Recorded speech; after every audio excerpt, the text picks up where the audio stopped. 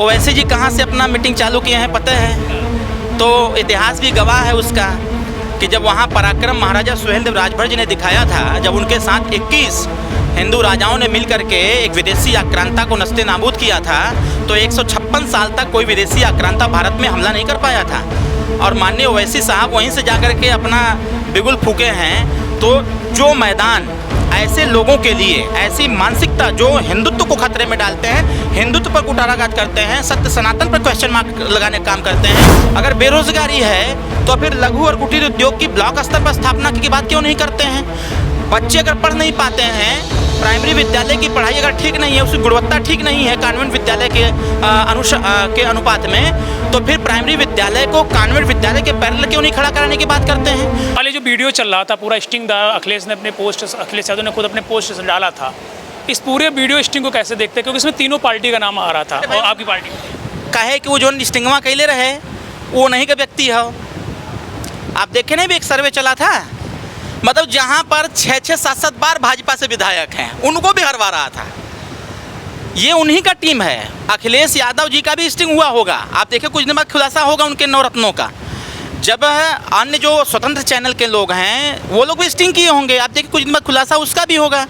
लेकिन जो स्टिंग का वीडियो वो डाले थे और जो माननीय नेताजी ओम प्रकाश राजभर जी के लिए और सुहेलदेव भारतीय समाज पार्टी के लिए वो बार बार अपने ट्विटर हैंडल से ट्वीट कर रहे हैं, मैं इसलिए पहले बधाई दिया कि चाहे जैसे मेरे पिताजी एक बात बोलते हैं कि दुश्मन अगर आपका नाम लेता है तो इसका मतलब आप अब उससे मजबूत हो रहे हैं। तो अब समाजवादी पार्टी से ज़्यादा मजबूत सुहेलदेव भारतीय समाज पार्टी हो रही। मैं बाराबंकी में बैठा हूँ और बाराबंकी में जिस प्रकार से पार्टी के साथ लोग जुड़ रहे हैं, इस बात का द्योतक है कि आने वाले समयों में यह पार्टी बहुत मजबूत होगी। माननीय अखिलेश यादव जी पर डे हमारे लिए ट्वीट करेंगे क्योंकि पीआर का काम उन्होंने ले रखा है।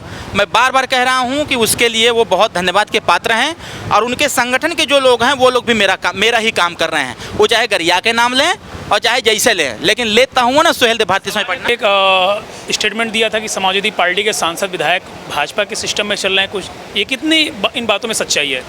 देखिए जो चीज़ें हाइड है जिस पे काम चल रहा है, असंभव को संभव में परिवर्तित तो बंगाल का चुनाव ही कर दिया। जहां असंभव था सरकार बनना, सरकार बन गई।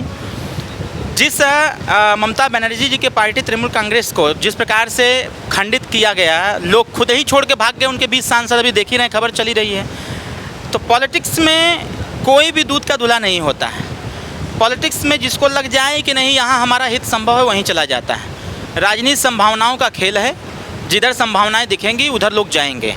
मुझे लगता है कि ये ऊपर का मैटर है, माननीय राष्ट्रीय अध्यक्ष भारतीय जनता पार्टी, माननीय प्रधानमंत्री जी के बीच का मैटर है, क्योंकि सांसद लोग हैं भाई। मेरी क्षमता थोड़ी है कि उनको तोड़ के हम ला के भाजपा में ज्वाइन करा दें। उन लोगों का मैटर है। कहीं ना कहीं यह बात उठी है, क्योंकि जब आग लगती है तभी धुआं उठता है। धुआं उठा है तो एक दिन रिजल्ट भी आएगा उसका। राम मंदिर को लेकर कहेंगे, जिस तरह से राम मंदिर का पूरा घटनाक्रम चल रहा है, चंदा चोरी की बात आ रही, इस पूरे SIT की जाँच बैठ गई, लेकिन लोगों में बड़ा रोष है। नहीं, देखिए माननीय मुख्यमंत्री जी ने स्पष्ट कह दिया ना, वो तो अखिलेश यादव जी की तरह तो चुप तो नहीं है। उन्होंने कह दिया कि भाई SIT गठन हुआ है, भाई SIT का गठन हुआ है, वो SIT की टीम जो है जो रिपोर्ट देगी उस पर कठोरतम कार्रवाई होगा। लेकिन SIT पे बोलने दबाव है? नहीं, कोई SIT पे कहे नहीं, सरकार का दबाव काहे नहीं रहेगा कि उसका खुलासा करो। तो अखिलेश जी के कहने से वो करेगा क्या? कहने का मतलब यह है कि इसको तुल दिया जा रहा है विपक्ष की तरफ से। विपक्ष को जिस बात पर तुल देना चाहिए उस पर दे ही नहीं रहे हैं।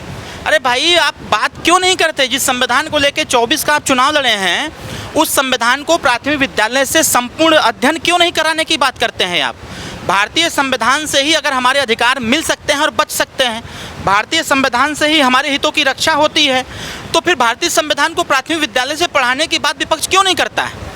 लड़कियों के जैसे 33% आरक्षण पर आखिर पास नहीं ना हुआ, विपक्ष ने सहयोग नहीं किया, फिर किस मुँह से महिलाओं के लिए बात करते हैं? वो इस पे बात क्यों नहीं करते हैं कि आज बेटियों की पढ़ाई नहीं हो पाती है? गरीबी के आलम में जो गरीब परिवार जीता है उनकी बेटियां नहीं पढ़ पाती हैं। तो क्यों ऐसा नहीं करते हैं कि बेटियों की पढ़ाई निःशुल्क हो?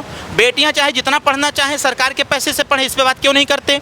बेरोजगारी अगर चल रही है जैसा वो कह रहे हैं, अगर बेरोजगारी है तो फिर लघु और कुटीर उद्योग की ब्लॉक स्तर पर स्थापना की बात क्यों नहीं करते हैं? बच्चे अगर पढ़ नहीं पाते हैं, प्राइमरी विद्यालय की पढ़ाई अगर ठीक नहीं है, उसकी गुणवत्ता ठीक नहीं है कॉन्वेंट विद्यालय के अनुपात में, तो फिर प्राइमरी विद्यालय को कॉन्वेंट विद्यालय के पैरेलल क्यों नहीं खड़ा कराने की बात करते हैं। जो कोर्सेज कॉन्वेंट विद्यालय में चलाए जाते हैं, जो पठन पाठन का स्ट्रक्चर, जो भी व्यवस्थाएं वहाँ उपलब्ध हैं कॉन्वेंट विद्यालय में या प्राइवेट विद्यालय में, वो सरकारी विद्यालय में क्यों नहीं हो सकता है। विपक्ष इस पर बतिए नहीं करता है। विपक्ष को जब मौका मिलता है कुछ बोलने का तो कभी धर्म पर बात करेगा, कभी हिंदू मुस्लिम पर बात करेगा, तो कभी नहने होने बात करेगा। तो भाई माननीय अखिलेश यादव जी विपक्ष के सबसे मजबूत नेता हैं, उनको बोलना चाहिए इस बात पर। वो कभी बोलते ही नहीं है, उनका काम तो हम लोग करते हैं। ओवैसी का क्या होगा? ओवैसी जी कहाँ से अपना मीटिंग चालू किए हैं पता है, तो इतिहास भी गवाह है उसका कि जब वहाँ पराक्रम महाराजा सुहेलदेव राजभर जी ने दिखाया था, जब उनके साथ 21 हिंदू राजाओं ने मिल करके एक विदेशी आक्रांता को नस्ते नाबूद किया था, तो 156 साल तक कोई विदेशी आक्रांता भारत में हमला नहीं कर पाया था। और माननीय ओवैसी साहब वहीं से जा कर के अपना बिगुल फूके हैं।